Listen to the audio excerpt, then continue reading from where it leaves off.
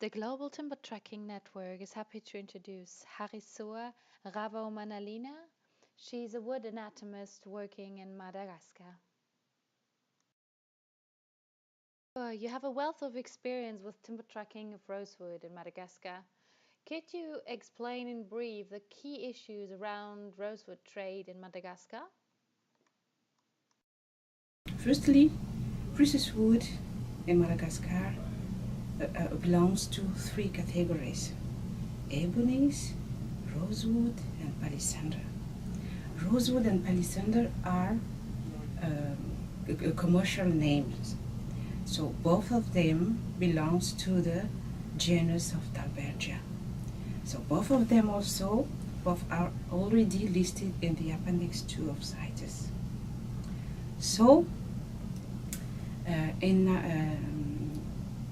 after the listing in 2030,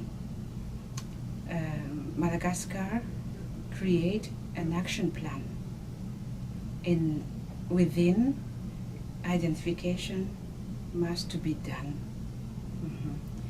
Therefore, in our legislation, despite the place of the palisander in the genus of Dalbergia, palisander does not appear in our legislation. Why? So that people perception about rosewood tracking and palisander tracking are completely different.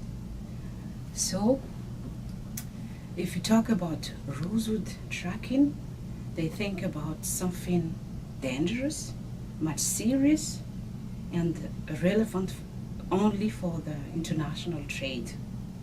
But while palisander is not really the case, it is only for local trade. This is so the real problem is to know exactly which kind of wood you're going to track in, rosewood or palisander. What challenges are you facing with timber tracking of rosewood in Madagascar, for instance, when sampling or testing trade claims? The big challenge is the technical identification, the lack of this technical identification.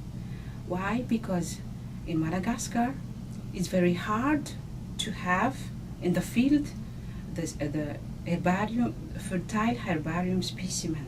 Without this organ, it means that with fruit, flowers, and leaves, it's complicated to have them, or without them, we cannot give a name for the species. This is secondly, most of the Dalbergia species are now threatened by extinction. So, to have a duplicate for the collection reference are complicated. Why? Because of the rarity of the individual trees in the field. So, analysis of collection is more difficult. And the last one, all the Dalbergia species in Madagascar are traded under their local names or commercial names, rosewood and palisander. Or one local names correspond to at least 2 or 3 or more local names. So we have in the future we should establish a consistent corresponding between local names and scientific names. How can GTTN as an international network help practitioners, and what do you expect from joining GTTN? Suitable identification method is very important to provide traceability, to evaluate legality of species. So, 4 methods, identification methods, are already developed in Madagascar. But we think that it's not enough. So, as an international network, GTTN composed by many scientists experienced scientist with this worldwide genus Dalbergia.